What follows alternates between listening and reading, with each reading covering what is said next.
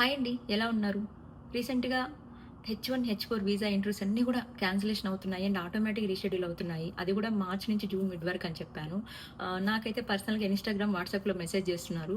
India ట్రావెలే చేయొద్దా అని. నేను travel చేయొద్దనింది. ఎవరైతే వీసా ఎంట్రీస్‌కి స్లాట్స్ బుక్ చేసుకుంటారో ఆ క్యాన్సిలేషన్స్ వస్తాయి గదా! వాళ్ళు ఇప్పుడు ఎందుకు రిస్క్ చేయడము? ఎందుకంటే H1బీ హోల్డర్స్ అక్కడుండి, H4 వాళ్ళు ఇక్కడుండి, మళ్ళీ అక్కడ వాళ్ళు స్ట్రక్ అయిపోయి అలాంటి సినారియోస్ ఎందుకు అని చెప్పి ముందరే నేను ఆ ట్రావెల్ అయితే ఆఫ్ చేసుకోమని చెప్పాను. రిమైనింగ్ యాజ్ యూజువల్ అసలు వీసా ఎంట్రీస్ కాకుండా మీరేదైనా పర్పస్ కోసం వెళ్తున్నారంటే వెళ్ళండి, ఇబ్బంది లేదు. అండ్ ఇంకోటేంటంటే యెస్టర్‌డే నేను 3 ఫ్యామిలీస్ నుంచి రియల్ టైమ్ సినారియోస్ తీసుకున్నాను. బట్ వాళ్ళు చెప్పారు కానీ వాళ్ళకైతే సజెషన్స్ నేను నాకు తెలిసిన సజెషన్సే ఇచ్చాను. అండ్ మీ సజెషన్స్ చాలా ఇంపార్టెంట్ అండి. ఎందుకంటే ఒక్కొక్కరికి ఒక్కో ఇన్ఫర్మేషన్ తెలిసుంటది. నేను చెప్పే సినారియోస్‌కి మీ వాల్యుబుల్ కమెంట్స్ చాలా ఇంపార్టెంటు. మీకేదైనా ఇన్ఫర్మేషన్ తెలిస్తే కమెంట్ చేయండి. ఎందుకంటే వాళ్ళకి నెక్స్ట్ స్టెప్ చాలా ఇంపార్టెంటు. మనం H1బీ మీద వస్తాం కానీ ఏ టైంలో ఏ ప్రాబ్లమ్, ఏ సినారియో ఫేస్ చేస్తామనేది రన్నింగ్‌లోనే తెలుస్తదండి. ఇలాంటిది ఒక సినారియో ఉంటదని కూడా నాకు నిన్ననే తెలిసింది. నేనైతే డైరెక్ట్ పాయింట్‌కొచ్చేస్తాను.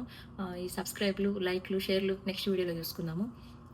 ఇంకోటేంటంటే ఇప్పుడు చాలా వరకు జనవరి 15థ్ వరకైతే ఏవైతే మనం స్లాట్స్ బుక్ చేసుకుంటామో అవి ఆటోమేటిక్‌గా రీషెడ్యూల్ అయిపోయి కొంతమందికి మార్చ్ మిడ్‌కొచ్చినియి, కొంతమంది ఏప్రిల్ ఎండింగ్‌కొచ్చినియి, కొంతమందికి జూన్ ఫస్ట్ వీక్‌లో వచ్చినియి. ఈ 3 ఫ్యామిలీస్‌లో ఒకరు.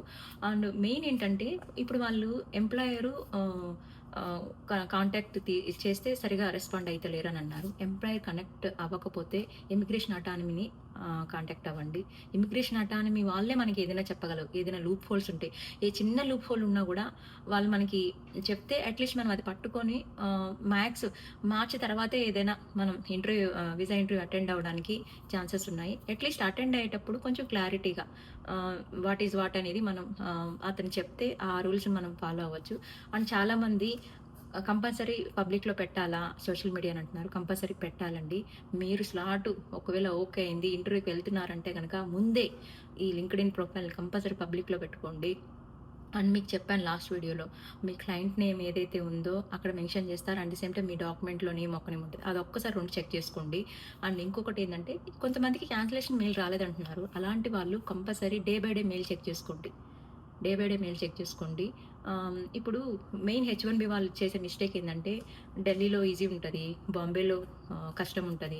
కోల్కతాలో అలా ఉంటది. ఇండియాలో ఏ ఎంబసీస్ ఉంటే మీరు ట్రై చేయండి. స్లాట్స్ ఆటోమేటిక్‌గా ఇప్పుడు క్యాన్సిలేషన్ అవుతా ఉంటాయి కాబట్టి మీకు ట్రై చేస్తా ఉంటే మీకు ఏదైనా మార్చ్ ఫస్ట్ వీక్‌లో అలా వచ్చే ఛాన్సెస్ ఏమైనా ఉంటాయి. ఎందుకంటే మేము యెస్టర్‌డే ఫ్యామిలీస్‌తో షేర్ చేసుకున్న సినారియోస్ అన్నమాట ఇవి. అండ్ ఇంకొకటేంటంటే ఆహ్, ఎంప్లాయ్‌తో ఒక్కసారి మాట్లాడండి. ఎంప్లాయ్‌తో మాట్లాడి మ్యాక్స్ వర్క్ ఫ్రమ్ హోమ్ ఇచ్చే ఆప్షన్ ఉంటే ట్రై చేయండి.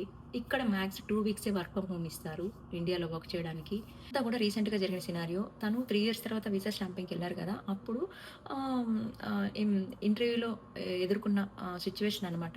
ఎల్‌సీలో ఒక అమౌంట్ ఉంది. డబ్ల్యూటీ ఫార్మ్‌లో ఒక అమౌంట్ ఉంది. డబ్ల్యూటీ ఫార్మ్ ఉంటదన్నమాట. ఎవ్రీ ఇయర్ సాలరీ జనరేషన్ అవుతుంది కదా! డబ్ల్యూటీ ఫార్మ్‌లో తనకి 90 ఫర్ ఎగ్జాంపుల్ మనకి 80,000 ఉంటది ఎల్‌సీఏలో. 70,000ని మనకి క్రెడిట్ అయినట్టుంది డబ్ల్యూటీ ఫార్మ్‌లో. ఈ పాయింట్ అయితే రేజ్ చేశారు. మనం స్టార్టింగ్‌లో H1బీ మీద వస్తామండి ఇక్కడ. ప్రతిదీ అన్నీ తెలియాలని లేదు. ఇక్కడికొచ్చాక వన్ బై వన్ ఎదుర్కొంటామనమాట. అలాంటి సినారియోలో ఇదొకటనమాట. అదొకటి ఉంటుందని కూడా నిన్న మాట్లాడితేనే నాకు అర్థమైంది. సో, ఇది నాకు చాలా యూజ్‌ఫుల్ థింగ్ అనిపిచ్చింది. ఆహ్, దీని గురించి మీకేదైనా కమెంట్ తెలిస్తే కూడా సజెషన్ చేయండి. అది తన లైఫ్ కూడా యూజ్ అవుతుంది. మెయిన్ ఇంకోటేంటంటే మనం చెప్పే ఆన్సరు, మనం చూపించే డాక్యుమెంట్ ఏదైనా కూడా వాళ్ళకి కొంచెం మిస్‌లీడ్ చేస్తున్నాం అనిపిస్తే, ఇంకా ఇమిగ్రేషన్‌లో మీకు తెలుసు కదండీ! ఆటోమేటిక్‌గా వాళ్ళు ఇంక ఎక్కువ క్వెషన్స్ రేజ్ చేస్తారు. ఆ క్వెషన్స్‌కి మనం ఆన్సర్ చేసుకోలేకపోతే H1కే ప్రాబ్లమ్ వస్తుందనమాట. సో, అక్కడ H1బీ వీసానైతే ఆపేశారు. తను మళ్ళీ బ్యాకెళ్ళిపోయి ఎంప్లాయర్‌కి కాంటాక్ట్ అయ్యాడు. ఇలా జరిగిందని. ఎంప్లాయరు తన వీసాని విత్‌డ్రా చేసేసారు. ఎందుకంటే ఎంప్లాయరు చాలా బిజీగుంటారండి. మనం మొహమాట పడి ఏది అడగాలి, ఏది అడగకూడదని కాదు. మీకొచ్చిన ప్రతి డౌట్ అడగండి. ఎంప్లాయర్ తరపున ఇమిగ్రేషన్ అటానమీ ఉంటారు. వాళ్ళని అడిగి మీ ఏదైతే డౌట్స్ ఉన్నాయో ప్రతీదీ క్లారిఫై చేసుకోండి. ఏ స్టెప్ అని. ఎందుకంటే మనం ఇలాంటి విషయాల్లో మొహమాట పడకూడదండి. ఎందుకంటే ఇది మన కెరియర్‌కే ప్రాబ్లమ్ అవుతుంది. సో, ఇప్పుడు ఎంప్లాయీ ఏ టైంలోనే విత్‌డ్రా చేసుకోవచ్చండి H1బీని. తనకు ఆ రైట్స్ ఉంటాయి. నేను H1బీ విత్‌డ్రా చేసుకుంటాను. లేదంటే ఎంప్లాయీని మొత్తం చేంజ్ చేయాలి అంటే గనక 100కే రూల్ అప్లై అవుతుంది. ఇప్పుడున్న ఈ జాబ్ మార్కెట్ డల్‌గుంది. ఈ టైంలో ఎవరు అలా రిస్క్ చేయరు కదండీ! సో, కొంచెం అది ఒక్కసారి చెక్ చేసుకోండి.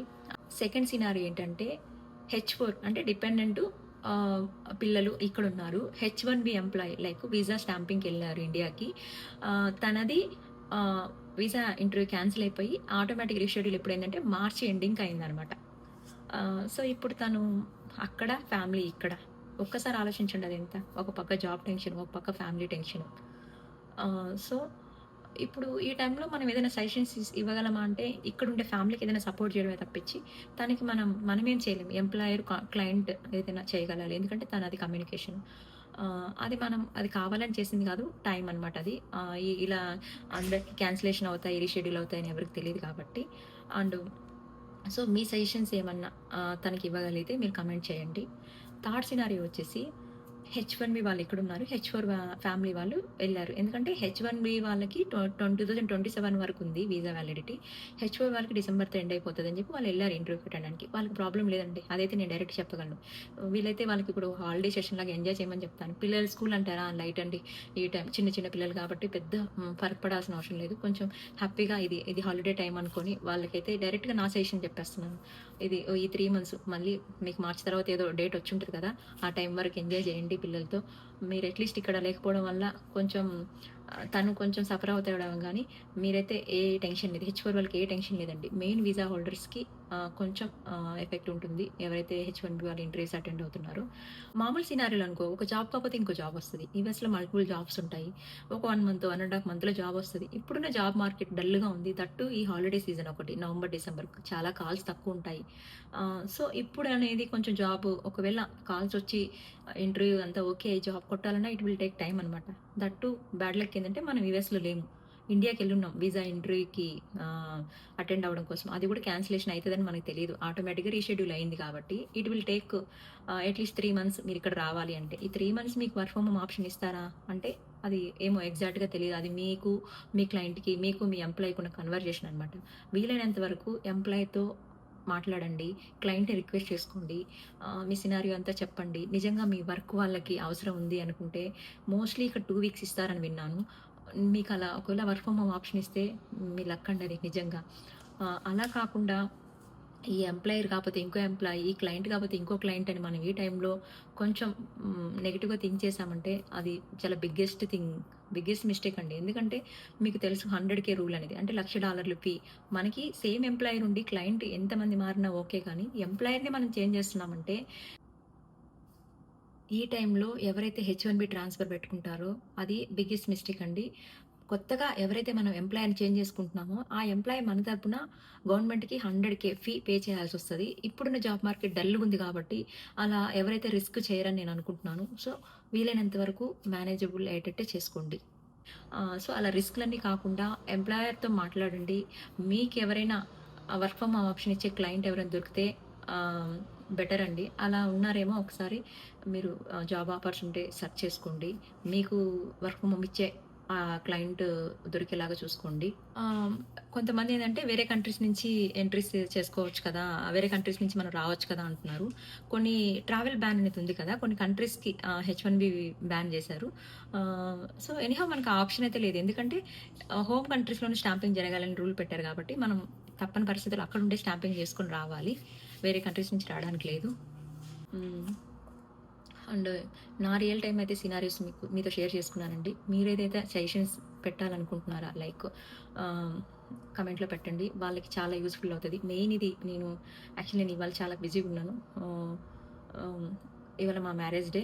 టెంపుల్‌కి వెళ్తూ రెడీ అయ్యి ఆగిపోతూ ఈ ఇన్ఫర్మేషన్ మీతో షేర్ చేసుకుంటే మీరేదైనా సజెషన్స్ ఇస్తే ఈ వీడియో చూసే వాళ్ళకి ఆ సజెషన్స్ తీసుకొని వాళ్ళకేమన్నా బెనిఫిట్ అయితది గదా! అని జెప్పేసి స్పీడ్‌గా ఇన్ఫర్మేషన్ అయితే మీతో షేర్ చేసుకున్నాను.